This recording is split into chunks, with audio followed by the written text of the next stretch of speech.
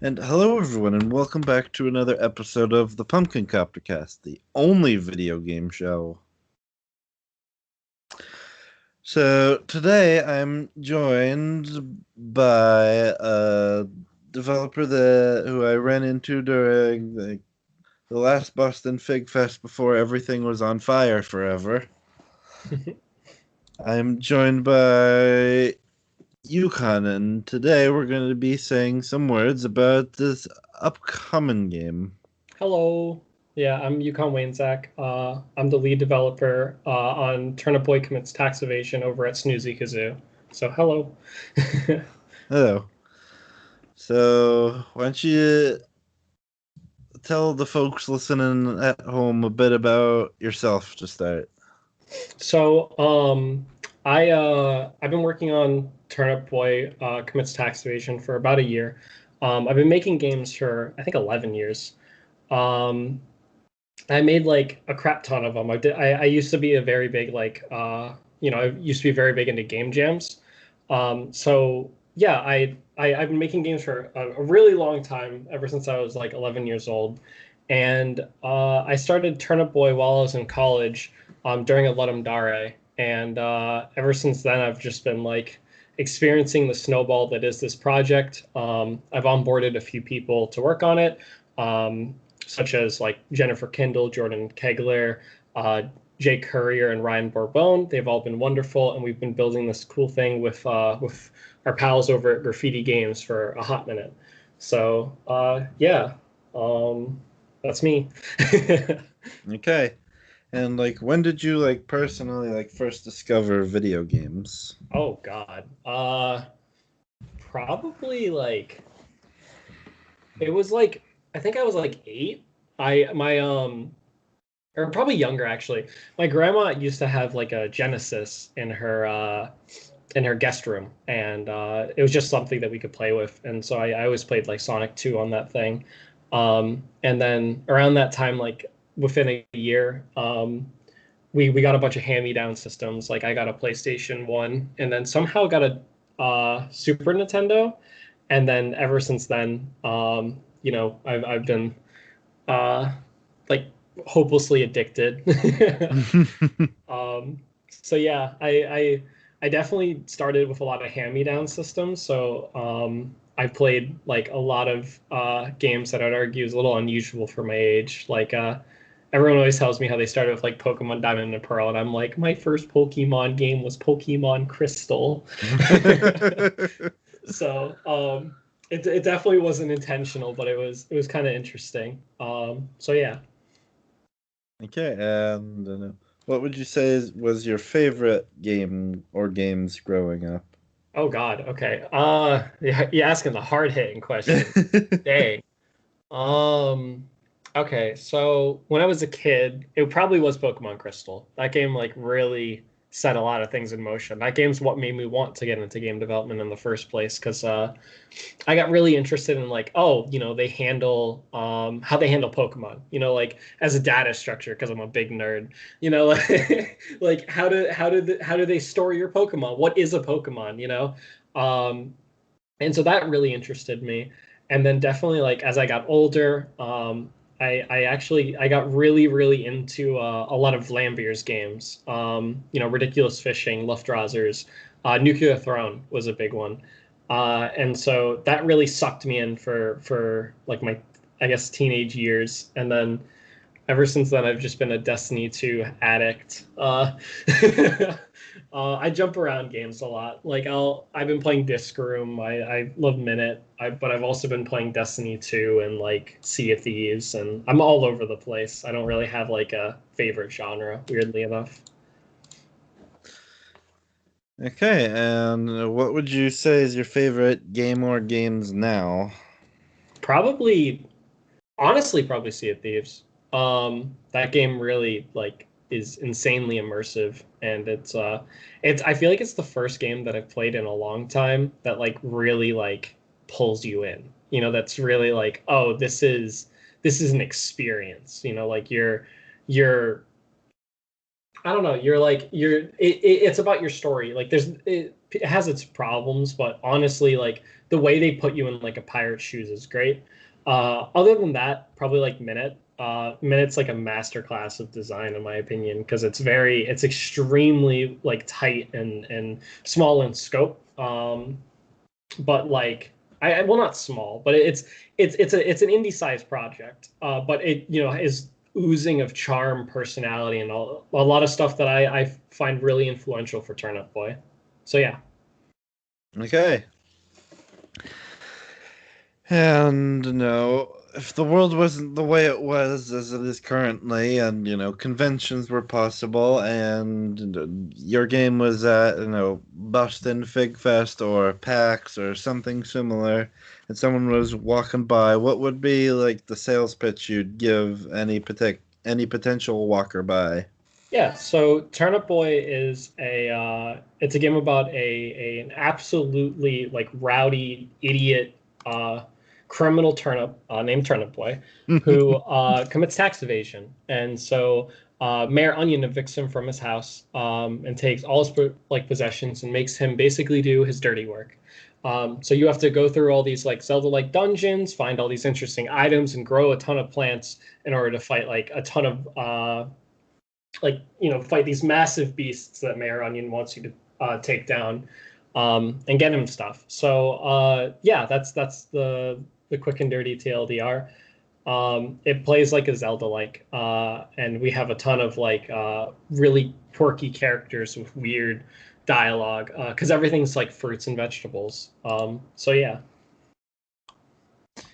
Okay, and just why are the people's food? That's I don't even remember.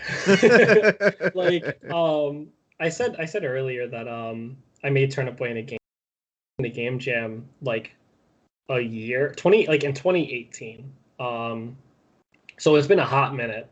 And I vaguely remember just being like, what's a dumb food? And I was like turnip, and I'm like, what if I make that into a character? Because no one's ever have probably made a turnip into a character before. So I guess I kind of jumped on that, and it just kind of made sense for everyone else to be foods as well. Uh, there's not really a rhyme or reason, weirdly. It's just kind of something that happened. Plus, they're easy to draw. Gonna be real.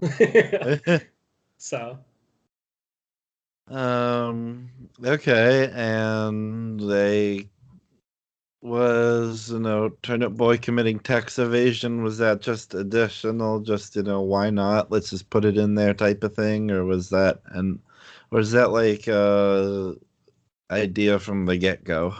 So before Jen joined the team, she helped me brainstorm a lot of things in the summer of 2019, which was like a year later.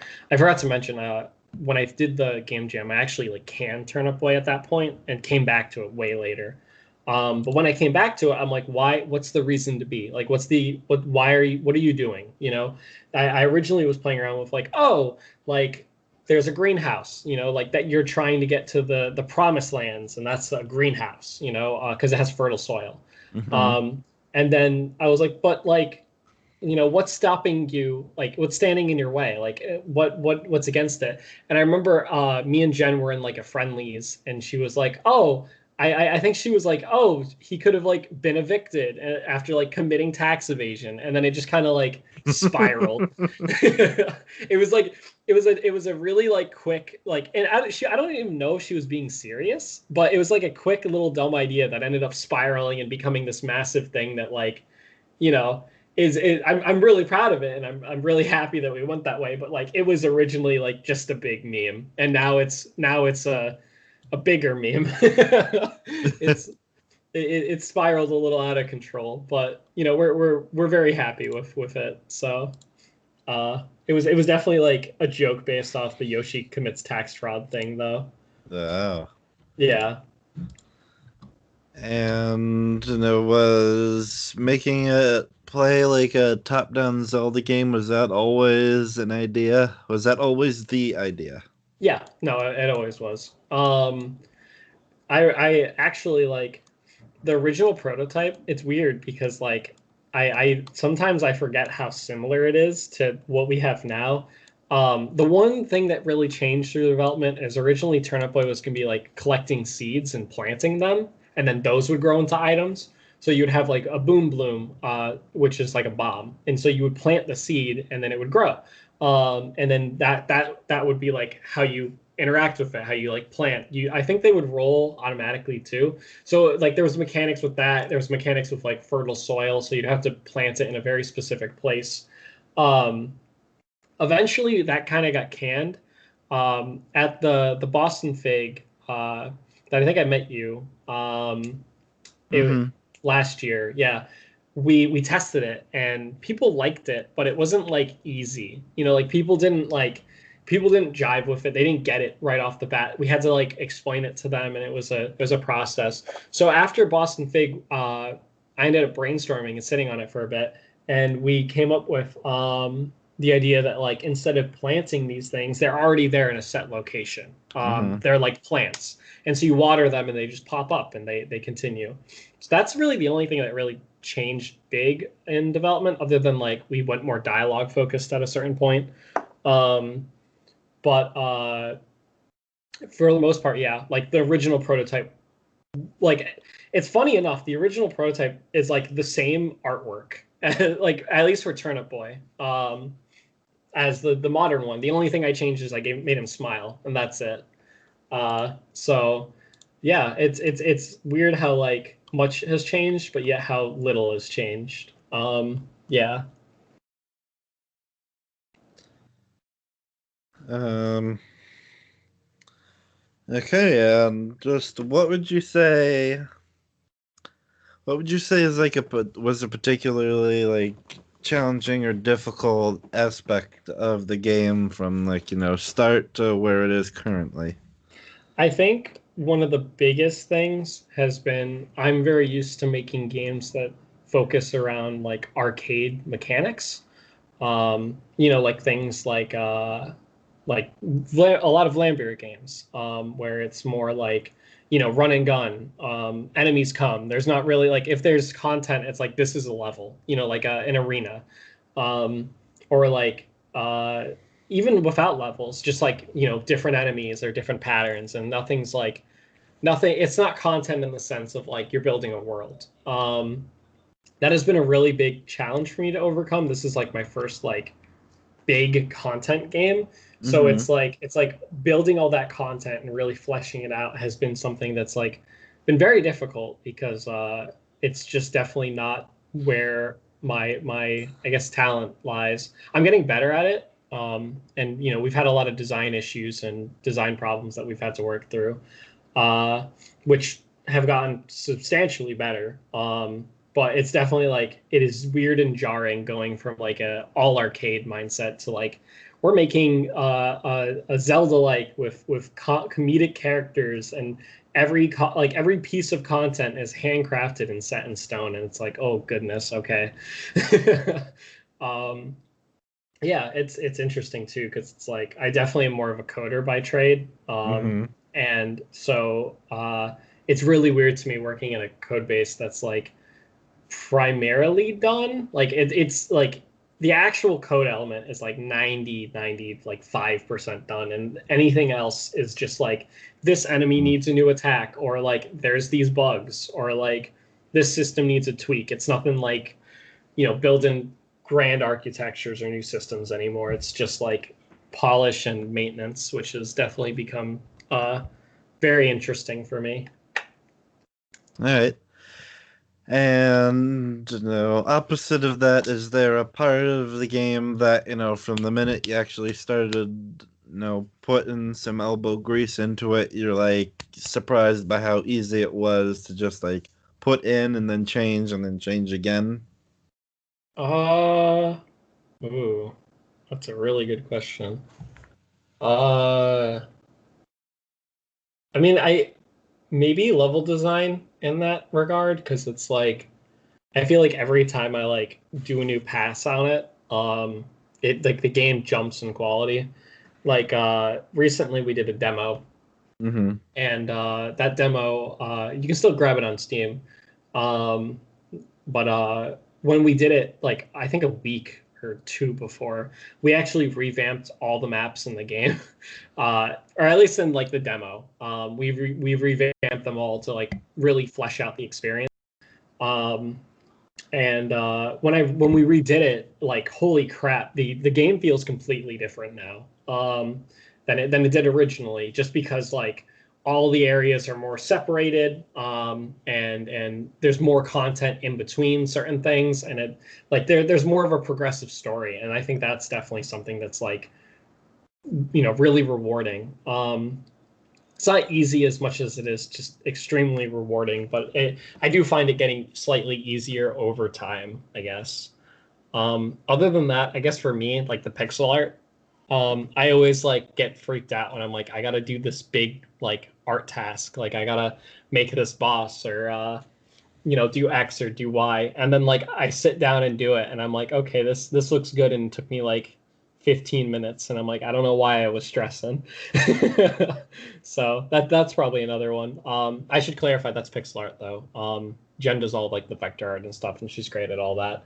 But like for pixel art specifically, yeah, that's definitely been an interesting dynamic. Okay, and so when the like from like the most basic idea to when it's fully released and out there and ready to be bought by everyone, how long will it have like how much time total will it have taken to make this game? Oh God. Well, there was the weekend that I did the game jam, but that's just like 2 days in the grand scheme of things. Probably about, oh goodness. So we hit over a year. I would like to say like a year and a half to 2 years. Like 2 years is like given like maybe a bit much, but like yeah, about like a year and a half. We really started this version last last like I think May is when we really started chugging along. So like yeah, definitely like about a year and a half. Yeah. Okay. And when it is ready to be released, what platforms do you intend to release it on? So it'll be on Steam. I believe we're targeting Windows, of course, but Hmm. I believe we're also targeting Mac and Linux. I don't have a definitive answer on that. I would like to. So we're trying our hardest with that. But we just recently announced that we're coming out on Nintendo Switch. Yay. Woo! And that's on launch. So yeah, you'll be able to grab it on Switch. Bring Turnip Boy everywhere. And yeah, it'll be really awesome. Okay. So you heard it here first. So yeah, I guess now we'll go to the final question, which every previous interviewee has always understood perfectly. So, Yukon, in your opinion, is video games? Uh, maybe. I'll give it a hard maybe. Okay. And, with that, we're coming to the close of this particular episode of the Pumpkin Copter Cast. I would like to thank Yukon for joining me and, talking about and promoting his upcoming game, which everyone should buy. Heck yeah. Thank you for having me. So, yes, like he said, if these words about this game that we've been talking about are interesting to you, like just do all the things. Look for look for Turnip Boy. Just Google Turnip Boy commits tax evasion. Find it on Steam. Wishlist it on Steam. Check Yeah. out the demo. Go follow at Snoozy Kazoo. That's our studio. We post a lot of memes, which is pretty fun. a lot of memes.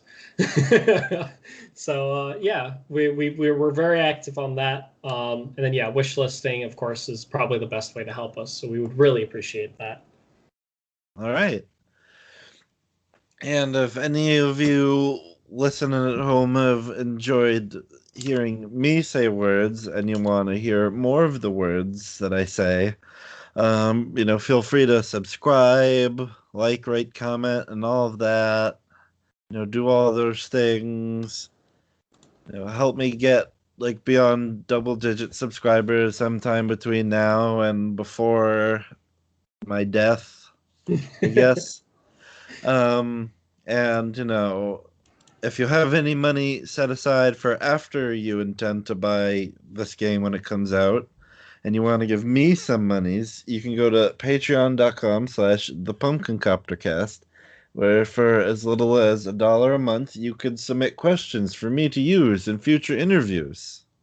That's a thing that I do. So, yeah, this has been the Pumpkin Copter Cast, and as I say at the end of every show, whether I want to or not, thanks to friend of the show, Ashley Jenkins, have a gourd day, everyone.